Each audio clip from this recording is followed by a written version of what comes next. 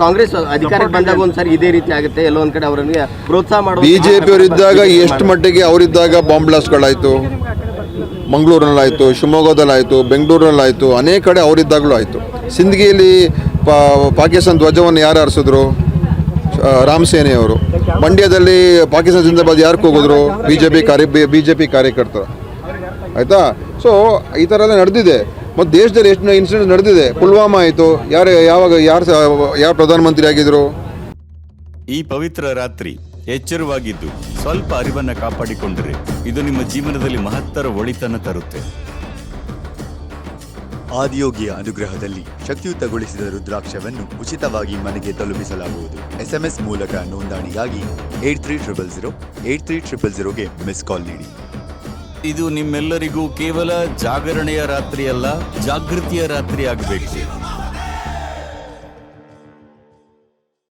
ಇದುವರೆಗೂ ಕೂಡ ಪುಲ್ವಾಮಾ ಆದಂಥ ಸಂದರ್ಭದಲ್ಲಿ ಯಾರು ಹೊಣೆಗಾರರಂತ ಈ ಕೇಂದ್ರ ಸರ್ಕಾರ ಹೇಳಿದ್ಯಾ?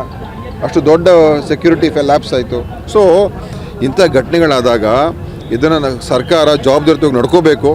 ಇದ್ರ ಹಿಂದೆ ಯಾರಿದ್ದಾರೆ, ಯಾಕೆ ಮಾಡ್ತಾ ಇದ್ದಾರೆ, ಇದರ ಉದ್ದೇಶ ಏನು, ಇದರ ಈ ಜಾಲ ಏನು? ಈಗ ಕಲಬುರಗಿ ಮರ್ಡರ್ ಆಯಿತು, ಗೌರಿ ಲಂಕೇಶ್ ಮರ್ಡರ್ ಆಯಿತು, ಅವರೆಲ್ಲ ಯಾರು ಮರ್ಡರ್ ಮಾಡಿದ್ರು? ಅದ್ರ ಹಿಂದೆ ಯಾವುದೋ ಒಂದು ಇರ್ತದೆ. ಅದೇ ಥರ ಈ ರಾಮೇಶ್ವರಂ ಬಾಂಬ್ ಬ್ಲಾಸ್ಟ್ ಯಾರಿದ್ದಾರೆ ಇದರ ಹಿಂದುಗಡೆ?